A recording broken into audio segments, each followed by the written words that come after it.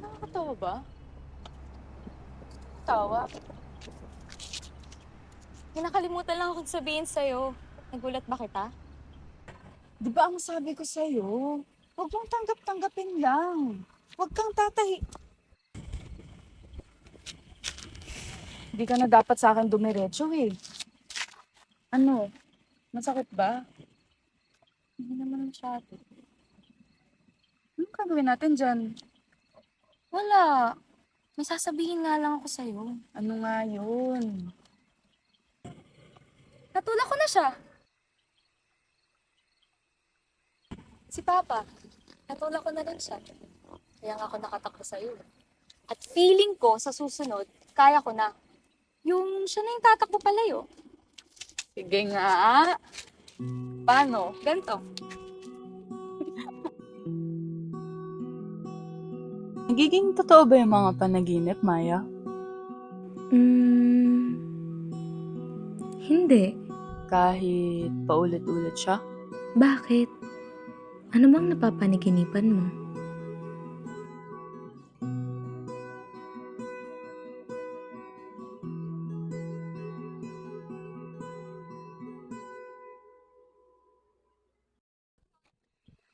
Sana di ko na lang siya nakilala. Marami ka pang makikilala dyan. Kapag ba pinukpok ko yung ulo ko sa pader ng ilang beses, makakalimutan ko siya. Gusto mo pa mamatay kaysa magmahal? Gusto ko lang naman mahalin. Bakit kailangan ko pang mamatay?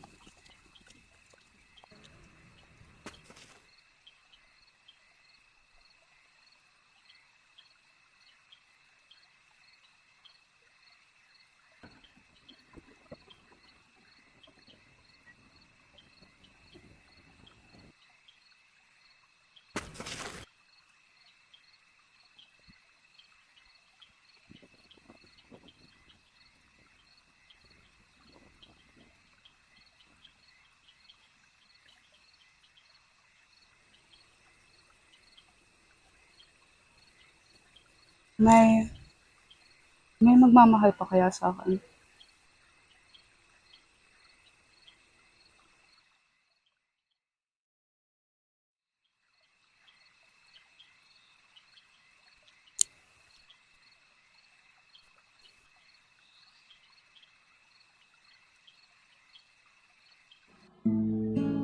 Maya, kung apoy ang papatay sa mga alaala at ulan ang papatay sa apoy, sinong papatay sa ulan? Noah, di natin kayang patayin ng ulan. Pero pwede natin tong takasan. O sayawan.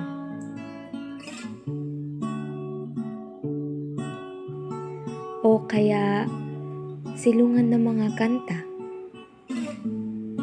Di ba tahimik, di sa'king isipan, di masisilip sa'king mata. Di ba sang-ayon At ng malalawak na ngiti. ng alon, di mapipilit ng laya. Kung Ako nga ang bangkay tulugan na lang kaya natin. Siguro, kusa na siyang mawawala. sa gupain ng hangin tira sa ibayo ng dagat. magiging payapa rin ang lahat na